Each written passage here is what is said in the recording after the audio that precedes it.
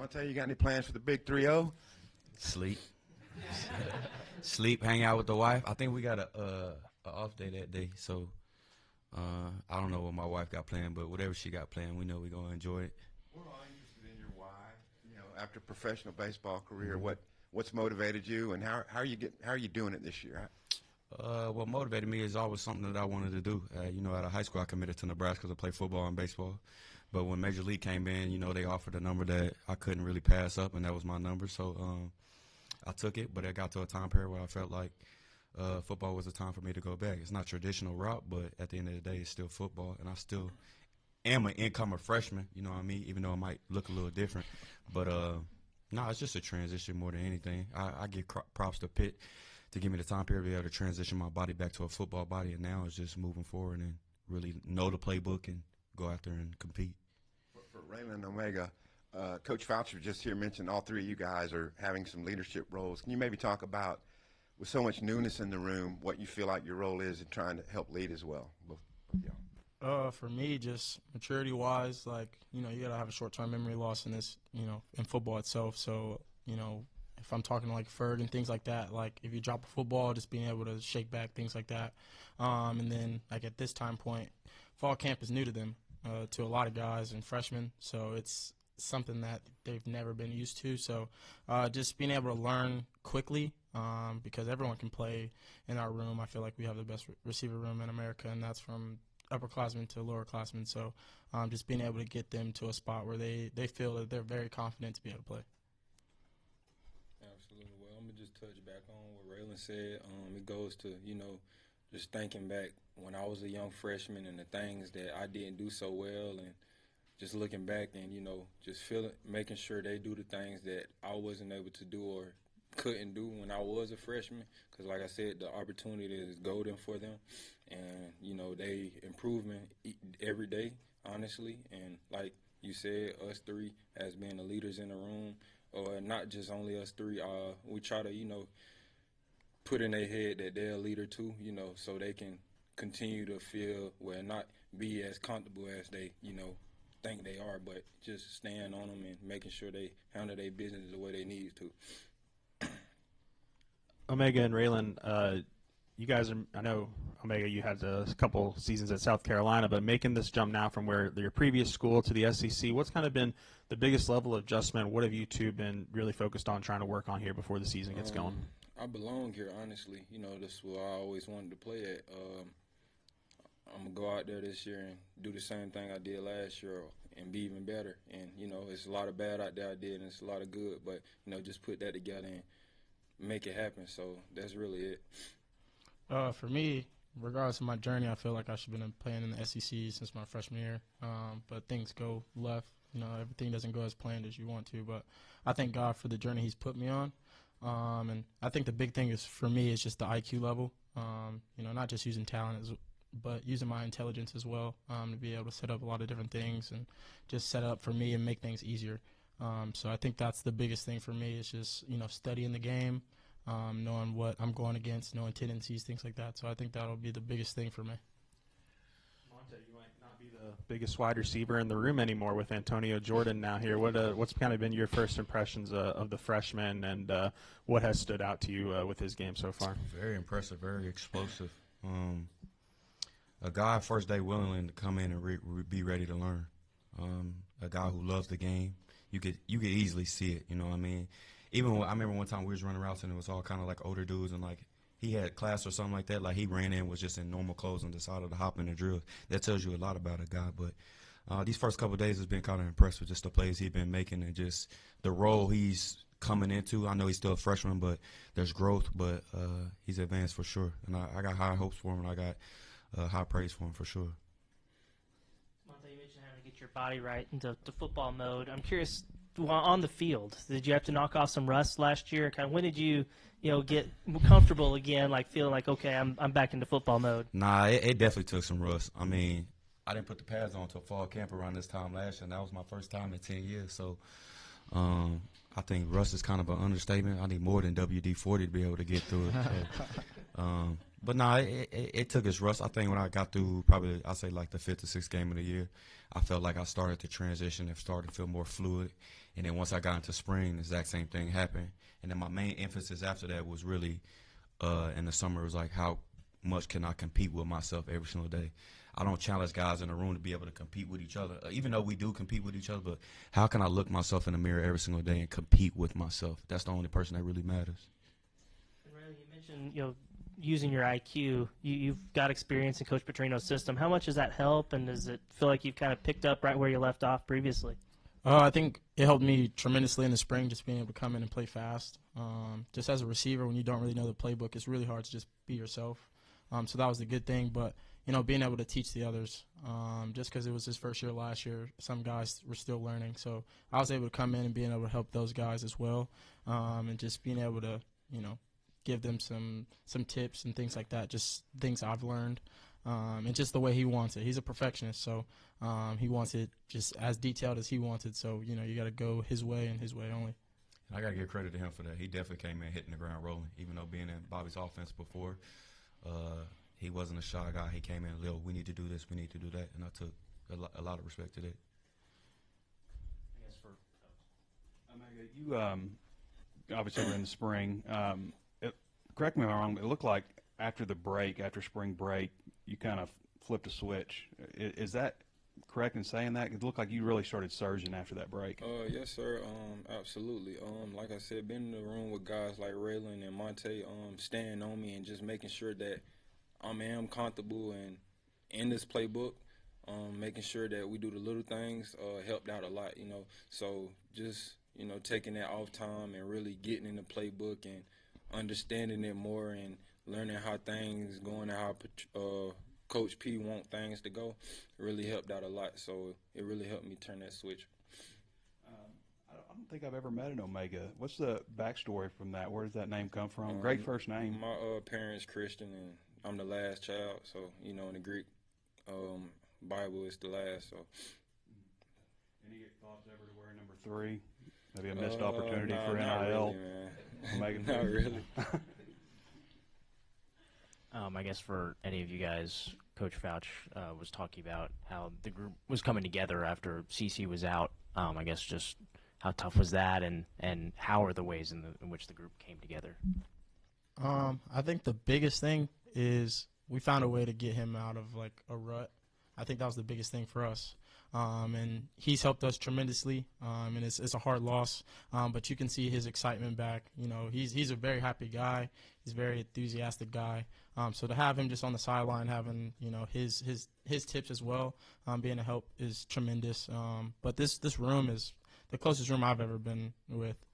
We laugh, we giggle all the time. It's not really fights and things like that. But the biggest thing that if we say something to one another, it's not like, oh, he's getting on me, things like that. It's coming from a good place. So just being able to learn from each other, and our energy feeds off each other, especially like today at a practice we had today.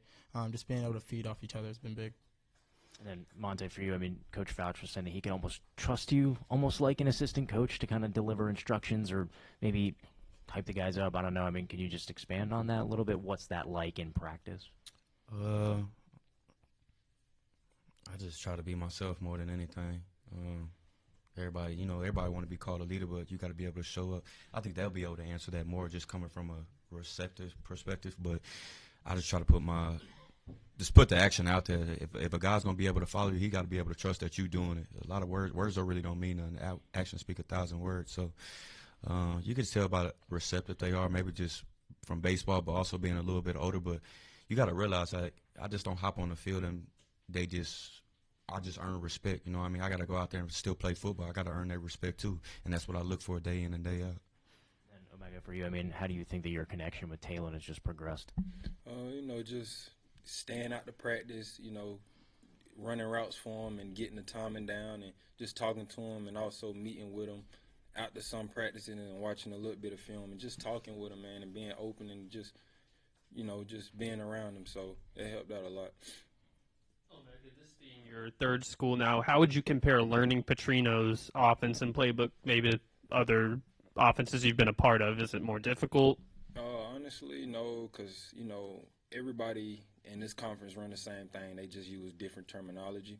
So it wasn't hard. I just had to get used to the terminology that is used here and put it together. But it's like still connected.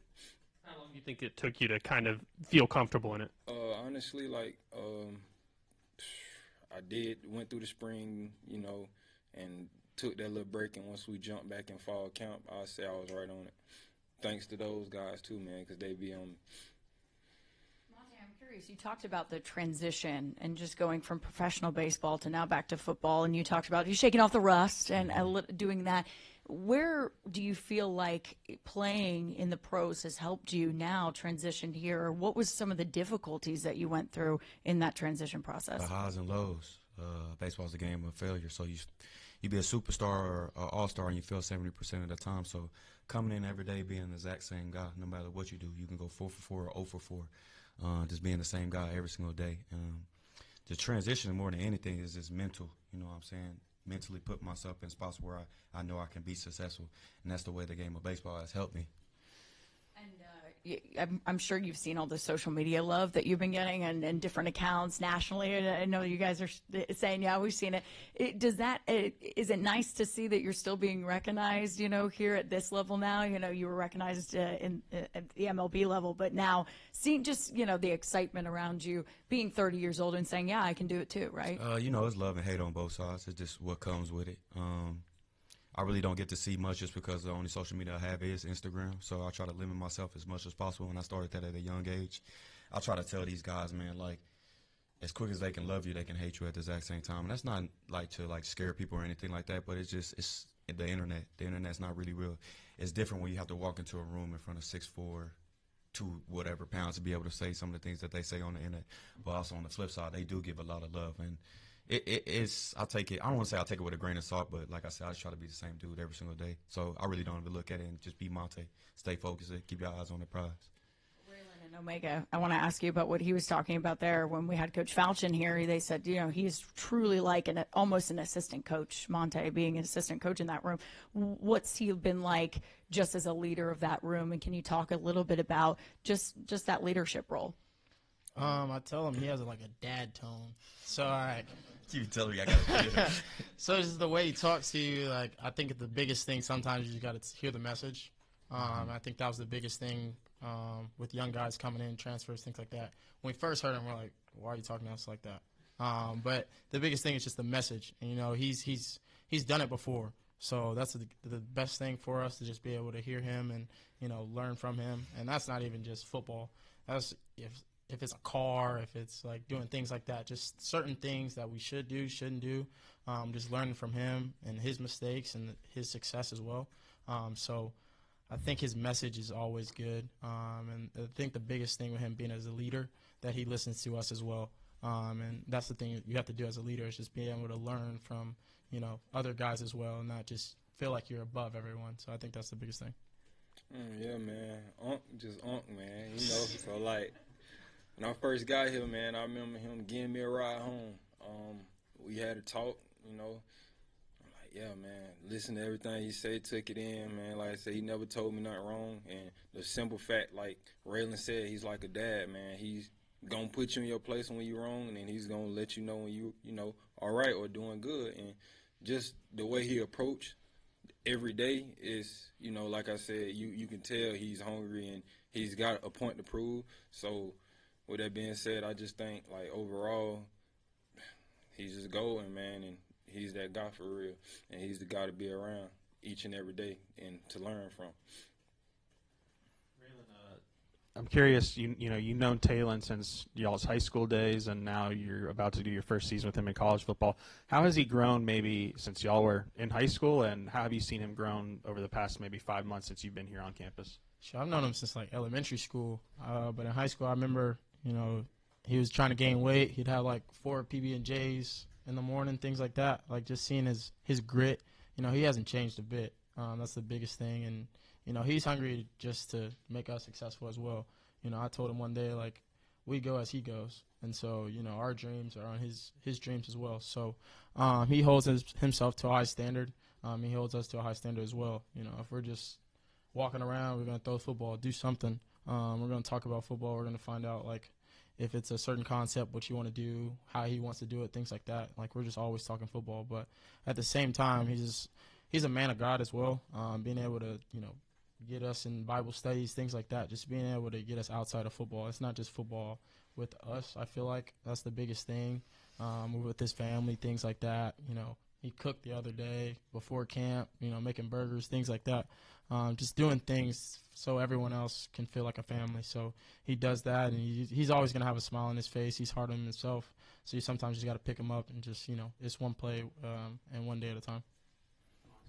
Anything, now you're here in your second year with Talon, has anything stuck out to you in terms of his development, whether that's on the field, off the field, from year one as a starter here to now year two? The confidence. You could definitely see the confidence level start to go up. I think everybody knows the stats and everybody talks about year two and Bobby. So, me personally, I expect a big jump from Talon. I think he's going to do great things and be able to push this school to heights that we internally believe that we can believe. We don't really care about the outside noise and what they have to say, but I think Taylor's going to be a great leader and a great player on the field. One more question for you about your journey here. Do you remember, like, when in the post MLB career you were like, the idea came, like, maybe I should do this, like, you know, not even really taking it seriously, but maybe I kind of want to do this? After the 2021 year, year 2021, and then it was close to getting around spring training time, and I had a couple schools. I had Nebraska call me. A couple other schools called me asking if I wanted to play football still, and I felt like at that time period it wasn't really time yet, just because I don't like leaving something where I feel like there's a what if there. So I gave it a couple more years, and then after that I was like, all right, now I'm ready to go. And I made the decision to be able to, you know, talk to schools and stuff like that. And I picked Arkansas because SEC, family. Pitt is really huge on family, and it's close to home for me, so I'll be able to take care of my kids and be able to travel home. My family be able to see me too. So just to confirm, like, even when you were still playing baseball, it was in the back of your mind, maybe one day you want to go play college? After that 21 year, I got drafted in 14, so after 7 years, that was that kind of time period. I was just like, man, maybe it's probably time. But like I said, in that moment, I couldn't fully convince myself to do it. So 2 years later, that's when, boom, it happened. How do you go about telling teams, like, hey, I'm down to play football again? Like, how did Arkansas find out about you? Did you have, like, an agent putting out the word, or kind of how did that go? I had some people that, you know, they got connections and stuff like that. You know, when you hear about 27, 28-year-old trying to come back and play football, a lot of people think it's a joke. But I know myself, the people around me know me, how hard I work and how I go about my business. And like I said, I got in connections with schools. Some schools made offers and stuff like that to be able to come and play. So made my decision from there. And I feel like this was the place that it felt home. People don't know, this is my first ever offer from baseball from Van Horn. So it was just something about Arkansas that always stuck in my mind. Do you remember when you got that offer from Coach Van Horn, like how old you were? Like After my freshman year. Okay. After my freshman year, I took a visit down here. And then I want to say Todd Butler was the hitting coach at the time. I would have committed, if I'm being perfectly honest, if he wouldn't have left. When obviously it was a lot of money, but when the draft rolled around, was it a hard decision to pursue baseball, or was there a part of you that said, hey, I want to try to go to this two-sport thing in Nebraska? I gave him a timeline. I think the draft happened on a Thursday, and I had to report to school on a Sunday. And I said I don't want to report to school and be having to still choose what I wanted to do. So I gave the Brewers 3 days to be able to choose, like, what y'all want to do. Like, don't play around. Like, we need to make this happen now. So by Saturday night, they drove down and gave me the offer, and then boom, I was signed that night. I don't know how much free time you have with playing football now, but do you ever pick up a bat and go batting cages, or, like, do you ever do anything like that? I don't. I got kids, 2 kids, so I mean, my son, he picks up the bat for himself, be wanting to play around with it, but I really don't have time. I mean, it might be sometime in the future where I might, go and be able to do that, but right now, nah, my focus is on football and my guys right here. You were a 3-sport guy, right? Yes, sir. Yeah. So you get any interest in basketball? Yeah, I had offers in basketball. Actually, as a sophomore going into my junior year, I actually told my coach that I didn't want to pursue basketball anymore because, you see so many 6'2", 6'3" at the time that can jump and do all that. It's not very many 6'2", 6'3s that's athletic in football. I mean, there is, or baseball, but I think that was kind of more of my brother's journey and what he wanted to do. I didn't want to take that shine away from him. Could you enlighten us a little bit on your connection with Taylon from elementary and high school and stuff? How, like, y'all weren't on the same high school team, right? You were at Allen? No, we were on the same high school team. He transferred his sophomore year. I played QB as well. He got brought up his freshman year and my sophomore year, and then he ended up transferring. But we ran track against each other, things like that, summer track and things like that. He was a long jumper. We long jumped against each other, 400, all of that type of stuff. So been close with his family for many years. Our families are pretty close, so we go way back. All right. Thanks, guys. Appreciate you. Appreciate y'all.